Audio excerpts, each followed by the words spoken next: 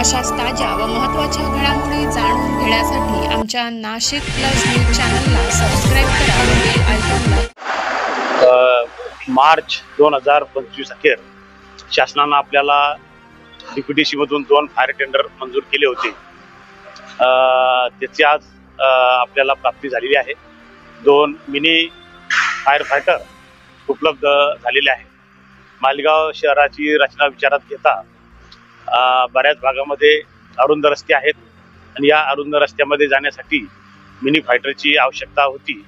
त्यानुसार आम्ही शासनाकडे प्रस्ताव पाठवला होता, तो मंजूर झालेला आहे आणि साधारणतः या गाड्यांची किंमत दोन्ही गाड्यांची 2,53 लाख आहे।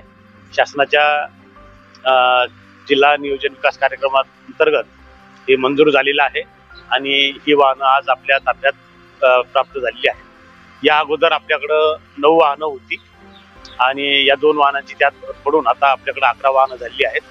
आपल्याकडं सध्या 2 फायर स्टेशन आहेत, ती वाढवण्याचाही महानगरपालिका प्रशासनाचा प्रयत्न आहे।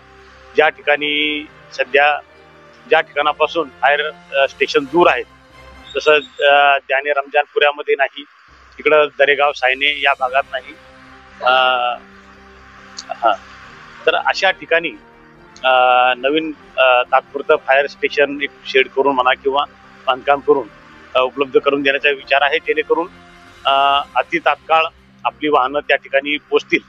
आतापर्यंतचा असा अनुभव आहे की आपली वाहनं काही मिनिटातच आगीच्या ठिकाणी पोहोचतात। कुठेही आपल्या फायर विषयी तक्रार प्राप्त नाही की गाडी उशिरा आली वगैरे, त्यामुळं आग ही ताबडतोबीनं नियंत्रणात येते। त्यामुळं आता या वाहनांची भर झाल्यानंतर आणि फायर स्टेशनची निर्मिती केल्यानंतर आणखी चांगली सुविधा फायर स्टेशनच्या बाबतीमध्ये आपल्याला मिळणार आहे। तर ही 2 वाहनं आपल्याकडे प्राप्त झालेली आहे। फायर स्टेशन इंचार्ज आपले जे मुख्य फायर अधिकारी आहेत त्यांना आणि त्यांच्या चमूला खूप खूप शुभेच्छा। या वाहनांचा चांगला वापर त्यांच्याकडून केला जावा आणि एकतर आग लागू नये, पण आग लागली तर ती ताबडतोब विझल्या जावी, यासाठी त्यांनी दक्षता घ्यावी। बस याप्रमाणे मी त्यांना सूचना केली।